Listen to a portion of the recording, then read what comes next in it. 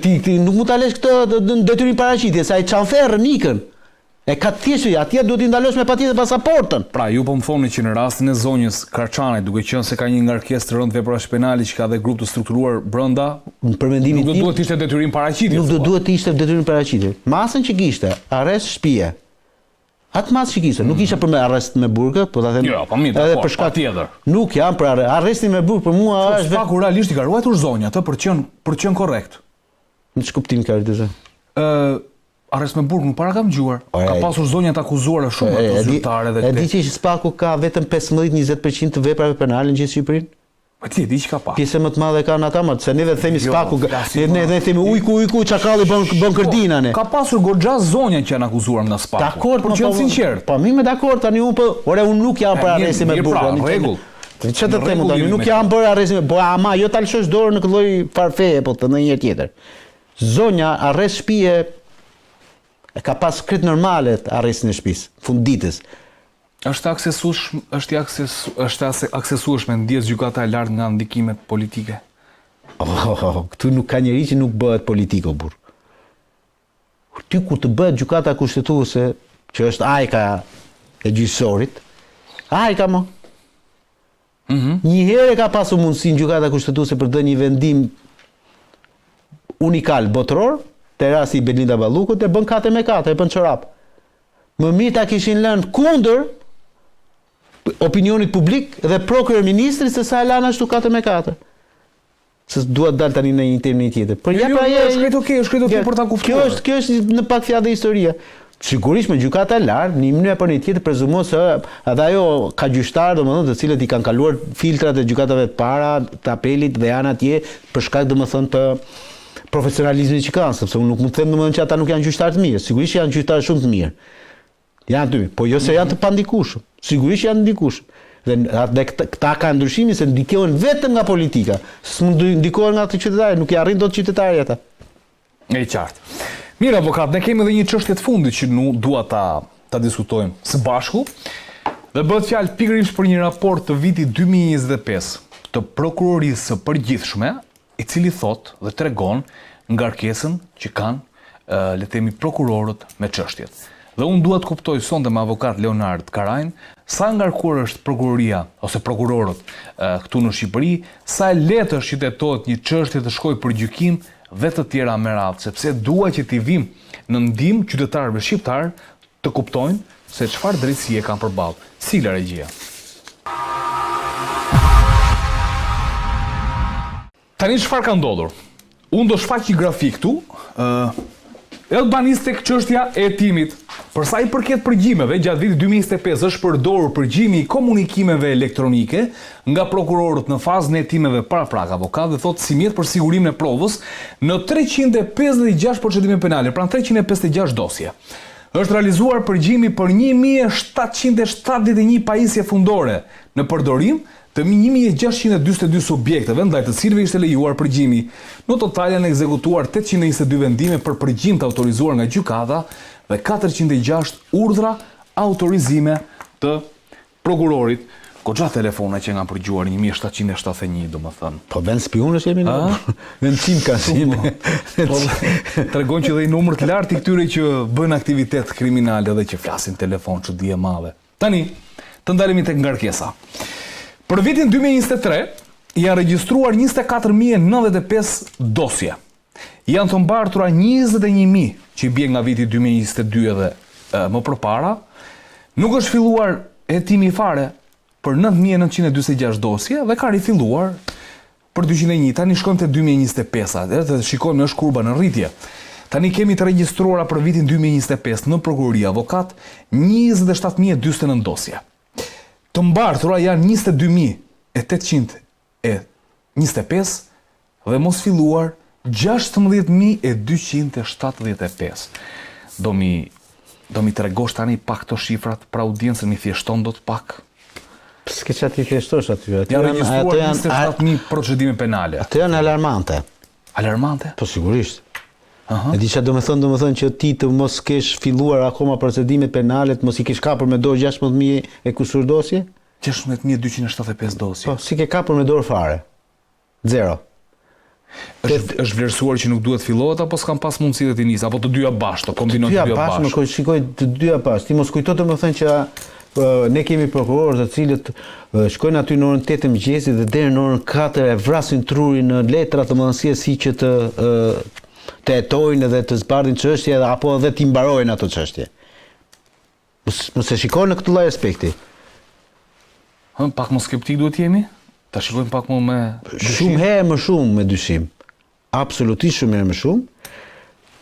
Kjo jo vetëm për shkak të ngarkesës, por edhe për shkak të numrit që i ul prokurorëve, sepse edhe prokurorët u hoqën me veting. I myti vetingu. Po, prokurorët dhe gjykatat. U hoqën me veting, por unë nuk dua të besoj një gjë këtu. Ne nuk jemi, po nisesh nga këto shifra, ne duket domosdoshmë sikur jemi një vend me kriminalitet lartë. Se të janë vepra penale gjitha ato. Po 27.000 vepra penale po them. Dosje, procedime. Po dosje, po një dosje mund të ketë 2, 3, 5, 10 akuzuar. 30 ishin të dhëlie, 30. Pra ne po themi, ose mund të ketë 1, ose mund të ketë 30, ose mund të ketë 10, pra. Po flasim për shumë problematik. Dhe për të kthyer edhe pasaj për ta lidhur edhe me pjesën e përgjimeve. Dëgjoj këtu. Duhet marrë në të dy aspektet. Edhe në aspektin e faktit domethënë që vetingu në një mënyrë apo në një tjetër hoqi shumë njerëz të cilët ndoshta mund të ishin pjesë akoma e prokurorisë, sepse një pjesë aty që kanë dalë në vetingu që unë i di dhe domethënë për shkak të përvojës i di dhe me emra, jo vetëm që duhet të ishin hequr, por çuditë se nuk janë në burg, do të ishin marrë në hetim ata zotrin. Prokurorë të cilët kanë bërë dëm pafund. Dëm në kuptimin e plotë të fjalës së re. Dëm në kuptimin e plotë të fjalës. Por sigurisht ka dhe prokurorë të cilët në mënyrë të qëllimshme ndoshta do thosha unë, janë hequr nga sistemi i drejtësisë dhe janë lënë edhe kështu mes katër rrugëve, sepse mund të ketë prokurorë të cilët kanë dhënë dënime me burgime të përjetshme më burr. Me burgime të përjetshme. Imagjino ti domethënë ka dhënë burgim të përjetshëm për tjetrin. Sot ai prokuror nuk besoj se del kështu ballar të rrugëve, se e ka futur tjetrin në burg përjetshëm. Pavarësisht se punave që mund të ketë bërë. Se këtu shteti të shtryth si limoni dhe të hedh në mes katër rrugëve, Andi. Mos kujto domethënë se të mbron njëri pas e mrapa, se çfarë mund të ndodhin. Nga ana tjetër, që më prej 2017 ku ndryshoi sistemi i drejtësisë edhe ligji për prokurorin pati ndryshime të rëndësishme, me thënë drejtën puna e prokurorit u bë më e lehtë. Më e lehtë. Dhe këta pothuajse gati ja varën dhe punës më. Nuk gjen dot më sot ti prokuror. Po. Në raste shumë të rralla që të dalin nga zyra dhe të shkojnë vetë në vend ngjarje për ta hetuar ngjarjen. Vetëm zoti e din fare, vetëm oficerët e policisë gjyqësore shkojnë. Ja sillen letrat aty përpara dhe në shumicën e rasteve, ma beso, prokurori nuk e di dhe çfarë letra që ka çuar atje OPG-ja, oficeri i policisë gjyqësore, dhe bëjnë dhe gafa amatoreske kur vinë gjykat. Ndoshta për shkak se nuk kanë kohë të lexojnë, ndoshta se i neglizhojnë për të lexuar. Tregoj pak ngarkesën? Diskutojmë pak për ngarkesën e prokurorëve për ta kuptuar. Më kalo pak më atë ku janë të gjithë qarqet të lutem regjia për të kuptuar numrin e dosjeve që ka gjatë një viti një prokuror. Okej, flasim mëstarisht. Atëre, më jep më të madhen. Më të madhen jep. Po mirë, pra atëre, nëse do shkoj në Sarandë, i bie që për 2025-ën ka pasur 483 dosje një prokuror. Po. Pra kjo është mesatarja për prokuror. Po, okay. Kështu që volumi i punës në hetim thot 3285. Tani çfarë do të thotë kjo? Ja ta shpjegoj unë, mos u lodhi që mos u duket kjo. Kjo është më numri më i lartë. Mos u çudit fare ti nga kjo. Sa është 483? Po, numri faktik 490 po ti. 500 po duhesh ti. 500. Po me një prokuror pas ka bërë 500. Po që një gjyqtar bën 1000 dosje në vit? 1000. 1200. Kush ka punë më të rëndë? 1300. Kush ka punë më të rëndë? Ai që do duhet hetoj apo ai që do duhet gjykojë në fund? Ai që duhet gjykojë mos zotrin nderuar, siç ka ai që duhet hetoj. Ai që duhet hetoj ka dhe OPG-n, ka dhe 2-3 sekretarë që merren me dosjen, ja kopsitin, ja bëjnë. Aty gjyqtari kush ja bën më punën? Një sekretare ka ai gjyqtari që merret vetëm me atë. Ai do ta lexojë dosjen, ai do ta kuptojë dosjen, ai do bëjë arsyetimin e vendimit. Poret në burg apo të pafajshëm të zirë gjyqtari, nuk të bën prokurori. Atëre, përpara se të dalësh te kjo në të kuptoj një gjë. Sepse dua të kuptoj. Kjo ngarkesë është normale për prokurorin apo jo që të kuptoj? Është mbi normalen. Është mbi normalen. Nuk është normale. Okej. Është mbi normale, po ta kuptosh tash në raport me gjyqtarin, këta nuk duhet të ankojnë fare. Këtë po duhet të them. Sepse një gjyqtar ose një prokuror në vendet e Bashkimit Evropian e ka normën 200, 220 deri në 250 dosje në vit. Nxirr mesatare në regjia? Në vit, ka që ka. Në vit. Me maksimalja. Jo, mesatare për prokuror. Këtu jemi. 300 dosje ka. Për 2025, pra është rritur me ndiku tek 43. 300 dosje mesatare. Pra je gati diçka mbi mesataren e Bashkimit Evropian. Okej. Që pra Bashkimi Evropian mos harro, domethënë se po flasim për vende me 100 milion banor. Okej. Që mund të keni numër të lartë të procedimesh penale. Tani po them 3. O zotëri i nderuar. 250, 300. Gjyqtari i gjykatës Durrësit, ta thash më duket edhe herën e kaluar, vura duart në kokë kur më tha unë tha për vitin 2024 kam pasur në dorë 1352 dosje. E di çfarë do të thonë 1352 dosje më. Po pjesoj më 22 ditë pune, 52 ditë javë. Dhe bëj hesap se 1352 dosje nuk është 1352 gjyqe. Se një gjyq mund të shkojë 2, 3, 5, 10 seanca gjyqësore. Që mund përsëriten gjatë 3-4 muajve. Po, si që ka ky më, pa ma thuaj ti ma si e bë ka ky. Kur i bëjmë punën të avokat? Po ma trego pra, po ti e diti që ka gjyqtar, që e nisin punën në orën 9 mëngjesit dhe e marrën në orën 6 masdite? 27 gjyqe më tha një gjyqtar në Elbasan muar përpara një jave, kishte bërë mbreha ditës. 27 gjyqe të betohet. Kur më tha ka bërë 27, tash në tim bom gënjen, ma tregovi atë listet 27.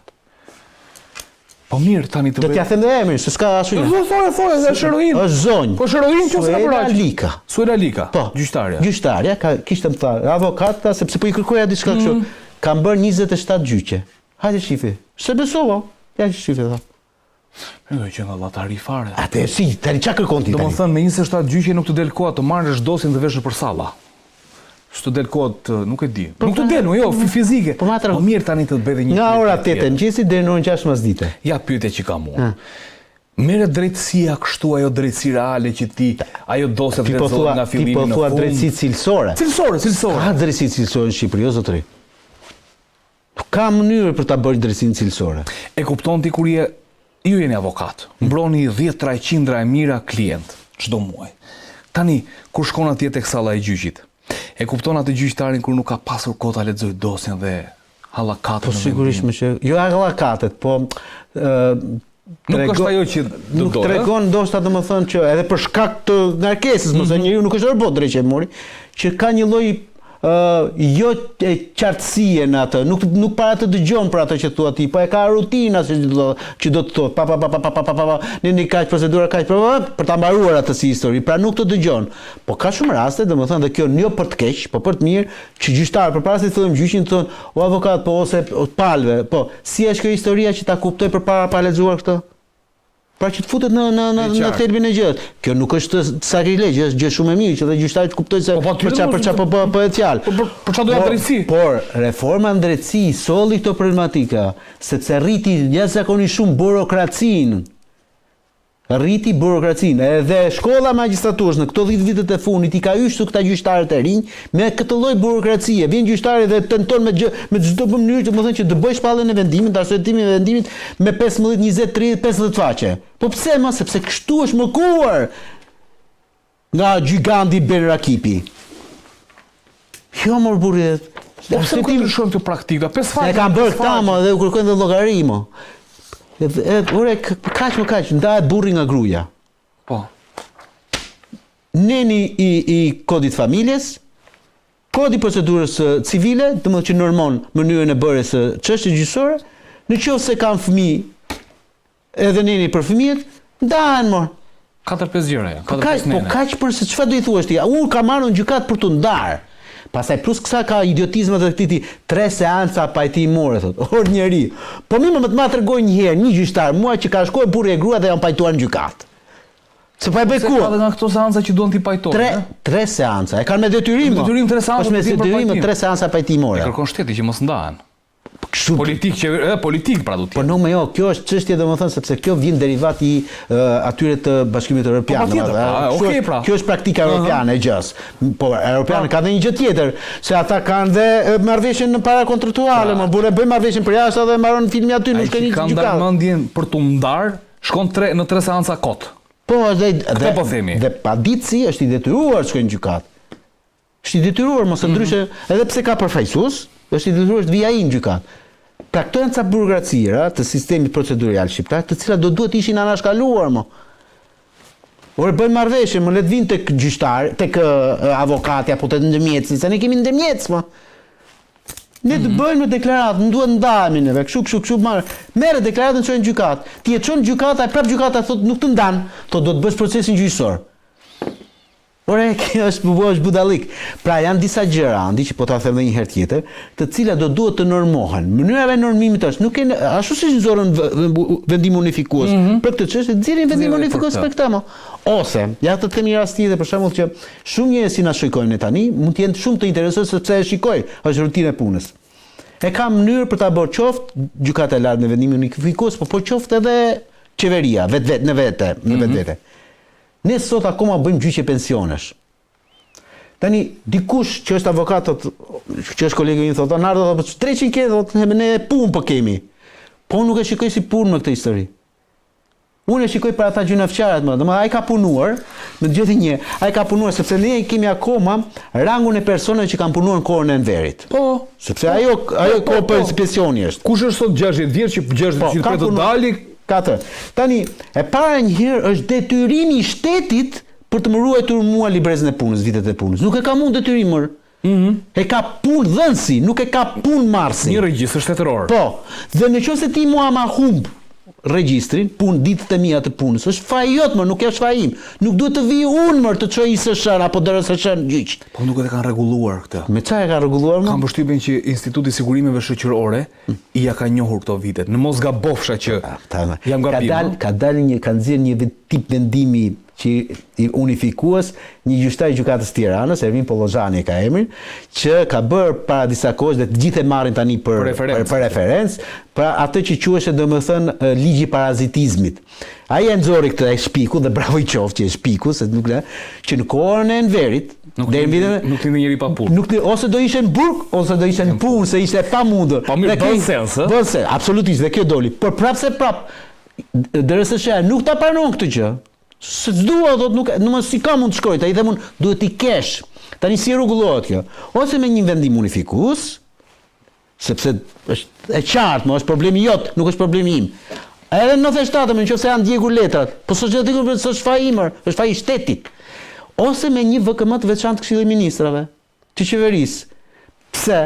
Vendosë bëj me VKM vëlla, nëse vjen pensionisti që ka të drejtën e pensionit dhe gjykata e shkallës së parë e vendim protia në mënyrë hipotetike, teorike dhe të drejtë për drejtë nuk duhet të apelohet më ai vendim. Se këta çfarë bëjnë? Apelojnë vendimin. E çojnë gjykatën e apelit. Sa vjet shkon kjo? Po shkojnë 3-4 vite të tjera. Dhe këtë e di pse e bëjnë, sepse janë të zinj në shpirt, Andi. Thonë inshallah vdes ky. Inshallah vdes më dhe nuk e merr fare këtë pension. Ma beso më, kështu është. Po kështu është, pra sepse e di çapo mendoj. Një pensionist që vjen paguan avokatin për të marrë pensionin. Plus kësaja, le këto. Pensionist që shkon ku diun 8 vjet gjyqeve, po kur do ha. Ore nuk është kjo çështje, më në Shqipëri vërtet merren pensione qesharake më. 100.000 lekë, 150.000 lekë, 200.000 lekë po të duhesh ti. Tani si mundet më ky palo shtet? Domethënë të merret me këto historira akoma. Gjyshe i merret pas 45.000 lekë të vjetra kishte pension. Po më urdhë.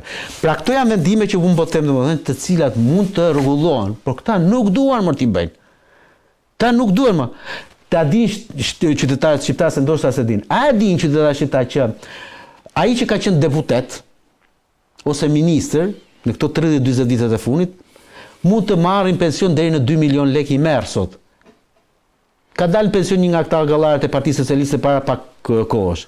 2.200.000 lekë pension në muaj. Edhe po ndete një ditë deputet, duket. Nuk ka lidhje më pra që ta kuptojnë këta shqiptarë që na dëgjojnë neve.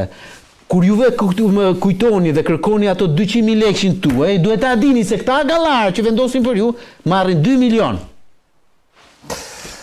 Avokat Leonard Karajt, falenderoj shumë për gjithë analizën që bëre sonte për çështjet që trajtuam, dhe mua më erdhi shumë keq që dëgjova këtë pjesën e fundit dhe po dëgjoja me shumë keqardhje, por realiteti në Shqipëri ky është dhe ne përpiqemi ditë pas dite me emisionet tona, me analizat e të ftuarve tan ekspert, njohës të mirë të ligjeve, që t'ju japim një botkuptim për të kuptuar se në çfarë vendi jetojmë, çfarë drejtësie kemi përballë dhe që e dim një mungesë drejtësie sjell një mosbërje, po një mosqenie të një shteti konkret. Mirë, me bashkëdështrimit të mërkurë në orën 20, natë e mirë.